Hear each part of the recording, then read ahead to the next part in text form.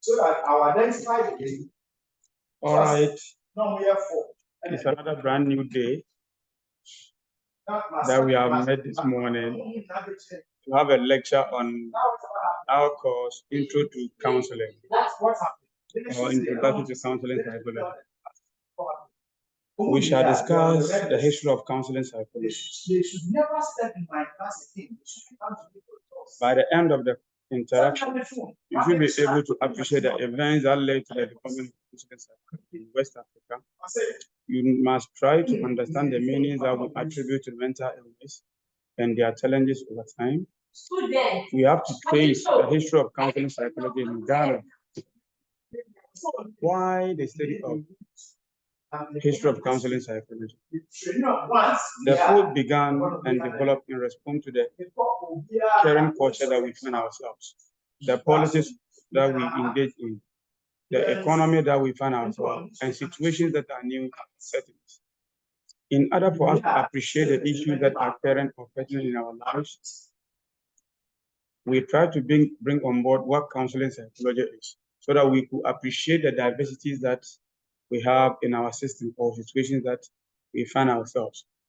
For us to understand the situation, we need to also think about the changing meaning that we give to the concept counseling psychology and the attributions that we assign to the concept mental illness and the challenges that we go through over time. And for you and I to be able to understand this, we must understand the philosophical background, the ideas, the ethics, and the treatment procedures that we have in counseling psychology, and the probable challenges that we may encounter. So counseling psychology emerged in the 18th century. Some historical happenings in the West laid the foundation, or they broke the grounds. They were the groundbreakers. And before the 18th century, many people were living in rural areas or rural communities with a particular religious or moral underpinnings, principles that they use in explaining situations that happen in their lives and how to ameliorate or alleviate themselves from problems that they encounter. So those people were psychologically disturbed and were dealt with by the priests and religious leaders. And we know them. And, and we know them even as of now. Some of you are pastors in the class there. You find yourself in a community where we don't have specialized counselors or clinical psychologists. When someone is having an ailment that demands a psychological attention or therapeutic procedure, the pastors go in there and pray with the person. That was the way and manner counseling evolved. So you can see from the pictures, someone that was ill, medically not sound, mentally not sound. You could see how people were chanting, others are praying, and the rest. That was how counseling started. So then came the Industrial Revolution between 1760 to the 1840s. Here it emerged with the capitalism, which dominates our social and political landscape. And when we talk about capitalism, it's a system where goods and services are owned by individuals and not a group. So a few will be having, and they control the dynamics of society that we live in. And whatever proceeds that they get, which we term as income, are distributed based on the private-oriented positions that they hold. So there was a shift from religious perspective to science perspective here. And we have technological advancement at that moment, socioeconomic changes, and cultural evolving. So as you can see, machines were used for several things that we do in our lives. Yes. And there are several things that we do which we could not understand immediately. But as a result of this, we're able to do that.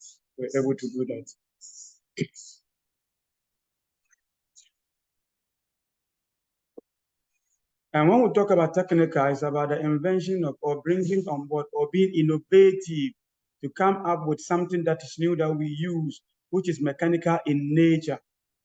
So we had machines, we have energy sources, we have factories, we improve on the way and manner we communicate and transport ourselves from walking to bicycling, from bicycling to motorbiking, from motorbiking to cars, and now from cars to aeroplanes. And now we have even some submarines that go beneath, like what happened recently, and some people died. So it all came as a result of technical or technological advancement regarding the intro of counseling in society. With the socioeconomic, the world that we possess was distributed. Then we had the decline of land as a sort of wealth, and we have increment in terms of the city we find ourselves and live in. And with the culture, we have new skills that came up because of what? The several interactions that we have with several individuals from several backgrounds. They all came with their ideas that help us to develop new skills, new capabilities in doing things than the old ways that we're doing. At first, they were using stones to make fire, but now you don't use stone to make a fire. Why? We have gas. That's liquid petroleum gas, LPG. And now we use match. When you scratch it, the fire comes and no stone anymore.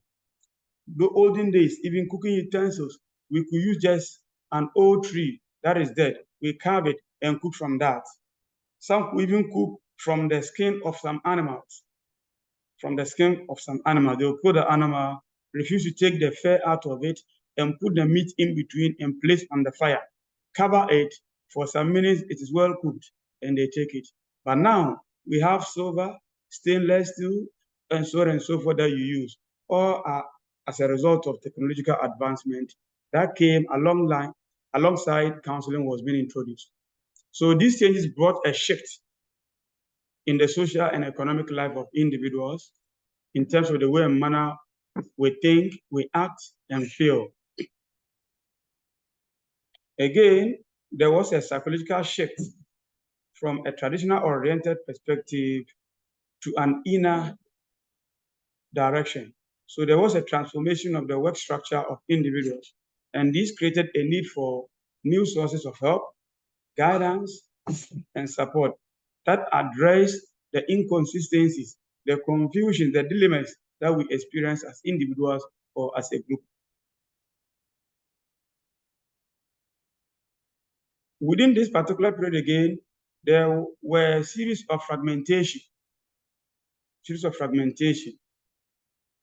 where many people try to go and settle at a particular place, and usually we term that asylum and the rest, just because they want to separate themselves from the group that they were part of, so that they can also start a life on their own and do things on their own or the way they think is supposed to be done.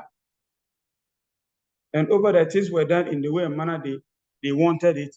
As time goes on, the asylum livers or dwellers were able to change the way and manner they do their things and hand over issues to those who were more inclined, knowledgeable in the areas, and could help them in finding solutions to the pertinent and prolonged problems that they encountered. So this brought the introduction of medical and biological explanations for some mental situation or illness, because there was a shift. People came and offered their explanations to what caused someone to fall ill. What can we do for the person to be out of the illness? What else can we do to make sure each and every individual never fall ill, but live a harmonious life and a healthy life? So the medical officers came in with their ideas and proposed strategies that we can make some people to be alleviated from this medically oriented, psychologically oriented, emotionally oriented problems. And as you can see, people are seated in lines, waiting for their sessions. Those times. And you can see some even lying on the floor and the rest. So we started from far. Fast forward, issue of war came to be in between 1914 to 1918, and then 1939 to 1945 for the World War I and World War II. The wars caused several psychological torture and trauma to individuals, nationally, internationally, ideologically, economically, socially, emotionally. Many people were hurt. And for them to be out of those issues, counseling came in as the best remedial process for people to be helped. And you can cast your mind back to what happened in the time of Adolf Hitler, where he invaded Poland destroy properties, kill human beings, and as of today, they are even praising, worshiping his statue in Germany. And after this incident, several people experience anxiety, post-traumatic stress disorder, major depression, and overall psychological problems or distress. Some were shocked. Others have neurosis of war or psychological problems that are related to the evidence or experiences of war. And as you can see, the militia running in the bush, each one targeting something, but not other individual, not any animal, but your fellow human being. Your fellow human being. Some were captives. They were caught and placed somewhere. And as you can see from the other picture, Van Damme is sat there. He wasn't part of it, but you can see we just use that one to depict a picture that is how it used to be. That is how it used to be in the period of Adolf Hitler, where he caused chaos in societies, especially in Poland, and later even came to Africa. Majority of our leaders today, their fathers, forefathers were killed, they were tortured, caned for misappropriations, others because of a sheer disrespect for the black. And all this came up to bring about counseling in our society. Fast forward in between 11th and 19th of September, the 9th, 11th September issue that happened in US, where their Twin Towers were hit by an hijacked airplane orchestrated by Osama bin Laden. At that time, as of 2001 or so, many people were not understanding why those things were happening. And many people were not taking counseling as one of the important areas that we can use to bring people back to their normal after abnormality or incidences that they might talk about. That is acute issues. But as a result of that, there was an increase in awareness of how important counseling is to the individual, so that people that were affected by that particular invasion orchestrated by Osama bin Laden will be alleviated from their problems that they are encountering. And as you can see, that particular year, America lost a lot, and it took them many years to terminate or to get hold of Osama bin Laden, not live, but his dead body, because it did not. And not quite long, in 2019, issues that happened in Wuhan, China, COVID-19, you could see the trauma that it came with. This one bring about counseling. Wherever you attend hospital, whenever you go there, there's a professional counselor there that will walk you through some exercises before you are tested. In case you are tested positive, what can you do? Negative, what can you do? None. What do we do to make sure we don't contract it? All about counseling. So counseling started long ago, and we still see it today, and it has become part and parcel of our world. With this particular thing that we are talking about, I've given you an assignment concerning the history of counseling psychology in Ghana. So write 2-page summary of your readings and submit in our next meeting. Write 2 pages. Aside this, I will teach another one.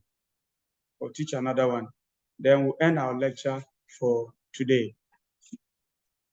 We have professional effectiveness of a counselor. Professional effectiveness of a counselor. What does it entail? What do you understand by professional effectiveness of a counselor? In case you are asked, how effective are you? What meaning will you give to the person? What explanation will you offer the person? That is what we term as professional effectiveness of counseling. So by the end of this particular unit, you must explain the concept professionalism, listen, explain some of the personal, professional, and academic qualities of a counselor, name the institution that oversee the counseling profession in Ghana, and their individual mandates. So professionalism is a means of organizing work and regulating employees to the benefit of both the practitioner and those that they engage as clients. So professionalism describes the internal qualities of employees, their values, their norms, their attitudes, and their behaviors.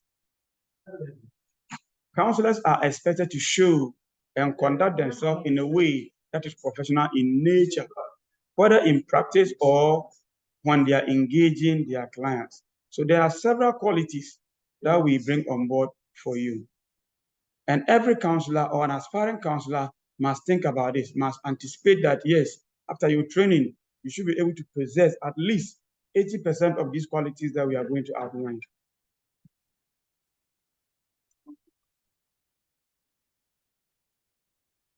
Nature.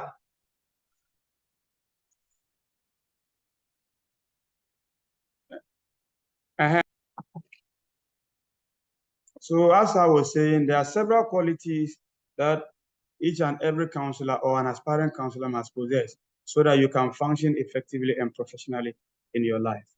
What are they? What are they?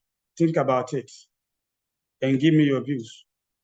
Let's brainstorm. What do you have in mind? Tell us. Let's share.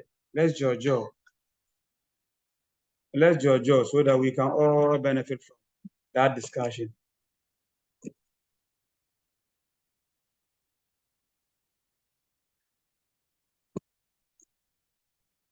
So these are grouped into personal, professional, and academic. In terms of the personal qualities, your ability to understand your emotions and the emotions of your client is very key. Your ability to understand your emotions and the emotions of the one you are engaging as a client or clientele or someone that comes to your facility with an issue that you want to assist the person to get out of it. Think about it. Emotional maturity, emotional intelligence, emotional awareness. Think about it. And your ability to listen to things, your listening ability, how to listen to people, what they bring on board, and be able to tell what exactly they said. And your confidence, your ability to understand and put yourself in a composed form in understanding those that you engage or when you find yourself in a therapeutic situation. How to be warm and responsive to situations. And you must have a sense of humor and tolerance. Not everyone will come to your facility and show the same way of what likeness that you see from other people. Some may come with a different thought, accept the person. Remember cultural diversity, religious diversity, economic diversity, political diversity. Individuals come with their own minds, their own ideas that can go against what you think or thought about. Try to appreciate and accept it and guide a person through that right process. And these are the qualities of you, the individual counselor. What about a professional? Your ability to be empathic, putting yourself in the shoe of someone, feeling like the person situation is yours. That is empathy. And again, you must be genuine. Don't fake who you are, what you are, and what you stand for. Be open with the individual. You can even outline what you want them to achieve in a therapeutic situation, which is a quality you must hold up onto. You need not to be judgmental. Don't be prejudicial. Don't pretend that this is what happening to the person without engaging.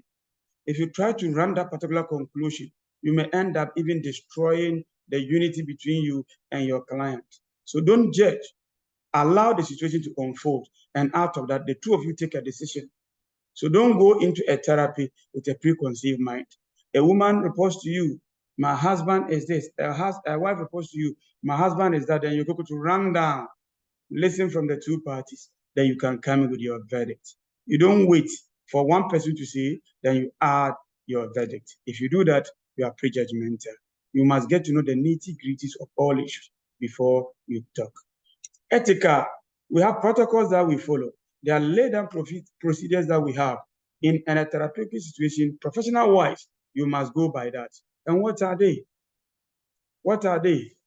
Respect for the individual, respect for culture, confidentiality, informed consent, safety of the client, all are under ethics. So think about it. As a professional counselor or an aspiring counselor, you must have these professional qualities in you. Academically, what do we think we must possess? Get the certificate. 1 from UEW, 2 from University of Cape Coast, 3 University of Ghana, 4 Methodist University College, 5 University of Catholic University College, FIAPRE. These are the 5 universities that we know in Ghana that are running programs in counseling and psychology. So if you want to practice as a counselor or psychologist, you must attend any of these 5 schools, being taught, being examined, do your practicum, and being licensed before you practice. And you must have knowledge about the theories underpinning your area. You can't say you are a counselor and they ask you, what does RBT tell us? What does EMT tell us? What did Karuge say? What did Abraham Maslow say?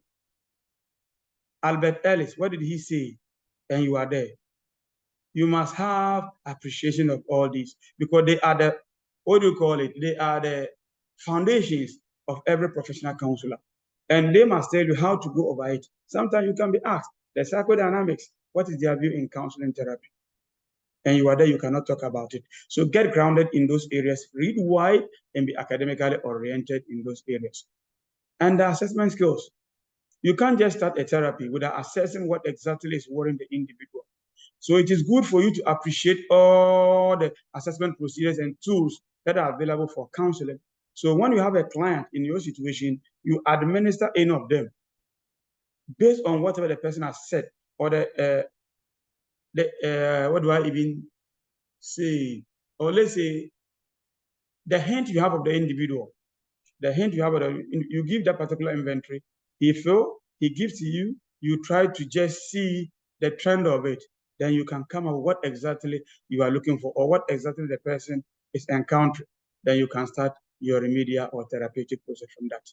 And not about only using, you must understand it. How are they scored? There are several of them. The inventories are there. And that's the only process that we use as counselors or psychologists to get to know what people are encountering, what people are facing, what people are doing, what people are thinking or feeling, so that we can help them out of their problems. You must have knowledge in your area. We have several areas in counseling: career, safety, child development, and so on and so forth.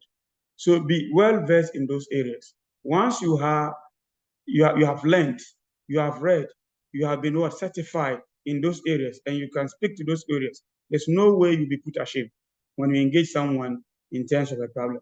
But we live in a country where we only run for certificates, whether clean or not clean, by hook or crook, we try to get it, but we don't have knowledge in the area. So if you lack knowledge whilst you possess the certificate, you'll be disgraced. No one will come to your facility for any interaction because they will come, you have no antidote to their problem. There's no way they will come there. So let's have knowledge in the area and don't always rush for the certificates, but we must let the issues run in us. We practice it, we talk about it, we use it. Maintaining the professional competence in you as a counselor. So you must always school, read books, you must attend workshops, you must subject yourself to mentorship.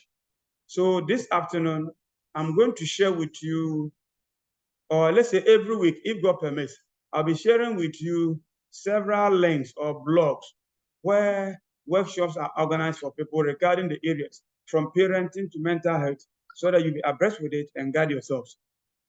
When you do that, you write into your manual. They are all part of it. Any workshop that you attend, the facilitator, it will build up towards your credit hours for licensure. You can do and get your certificate, but you cannot be licensed if you don't do your practicum to understand whatever that entails in your area and be certified as a para or professional counseling psychologist.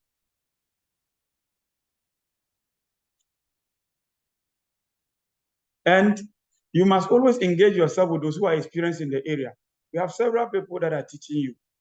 We have several people who are practicing as counselors in your churches, in your schools, and they have schooled, they have acquired the knowledge. Speak with them. They have vast knowledge in the area, and tap into their wisdom and get to know more about the issues. And also abide by the ethical standards that we have established. When we talk about counseling in Ghana, GPC and GPA are those that govern us. GPC is mandatory. GPA is voluntary. So whether you like it or not, you are being governed by GPC, and every ethical standard established by GPC, you must abide by it before you can be a good person or good standing. You renew your licensure, you go by the rules and regulations, how to even engage people. But with GPA, let's say it's a hub, you choose to join, it's an association, but then they have a lot of information regarding your area of which you can benefit when you join them. And it also dues based yearly. There are several positions that you can even aspire for some and win. When you win, you go on advocacy. When there's something there and it's in your area, they will invite you to go and you'll be remunerated. Although it will not be much, but your transportation, your feeding will be catered for. And out of that, you have the experience in dealing with several situations in our society. And you need to conduct research because you can't be just practicing without finding a problem that needs immediate or a long-term solution. And you can only find a solution to the problem after investigating the area, and that is research. So take your research method serious and understand and appreciate the several designs that we have and try to take which one will be best for you when it comes to a problem that you encounter in your therapeutic room. Then use that one to investigate, come up with your results, and then draw on that to solve the situation or the problem that we encounter. So we have GPC, we have GPA, and we shall do our best to furnish you with all the documents regarding this. So when it gets to this place, I want my students to always read. Hardly I'll even touch on it because you must absorb it. Let it be within your fingertips so that when you are practicing as a counselor, then you know the do's, you know the don'ts. So think about GPC and GPA, the responsibilities that they have for you as counselors. And when we are coming to we are going toward being licensed. We have several categories, and the several are put into 4. We have the professional, paraprofessional, lay practitioner, and the psychologist assistant. With a professional, they are those who did their first degree in psychology, second degree in psychology, third degree in psychology. But your minimum for licensure in professional is MPhil and not MA, Master of Philosophy, and not Master of Education, Master of Arts. So when you are Master of Philosophy, you are likely to be given that. You are likely to be given that. And you renew yearly. You renew yearly.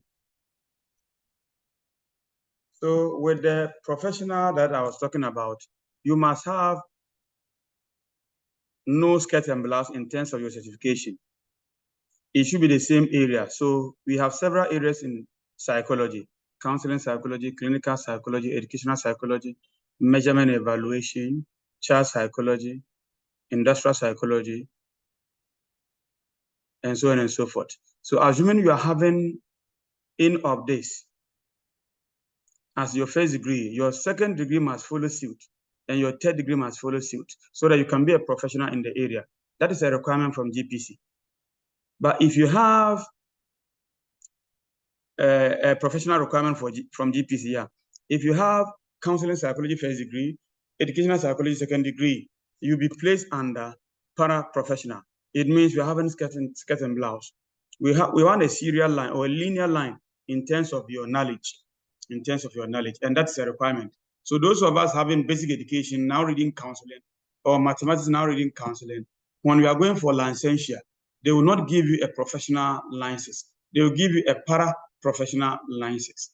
Until you do your third degree, then you'll be given a professional license, because from that second degree to the third degree is serial or is linear. But if you go another way, still you remain in your para-professional. We have the lay practitioner, which are those individuals with first degree. So your first degree, you can just, first degree in psychology, yeah, that is first degree in psychology, any related area in psychology. You are termed as a lay practitioner. And we have the psychologist assistant. You can register as a psychologist assistant when you have other areas that are not purely psychology. So you can bring BEd mathematics, BEd management, BEd accounting, BEd social studies, early childhood, political science, and so on and so forth. So these are the categorizations. For you to be at the peak of it, then you must have a linear or a serial training so that you'll be given a professional. If not, then from para to the psychologist assistant.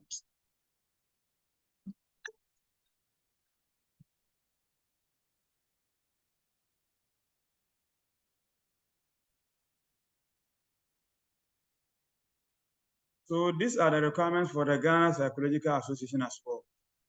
It's free for every psychologist or everyone that is interested in understanding the human mind, how it works, and trying to help people to come out of their problems, you can join. Free to join and free to withdraw. Yes, free to join and free to withdraw. It's unrestricted. And that ends our lecture for today. I encourage each and every one of you to do the assignment and submit as we discussed in our last interaction. And today's one too, I encourage you to do it as well.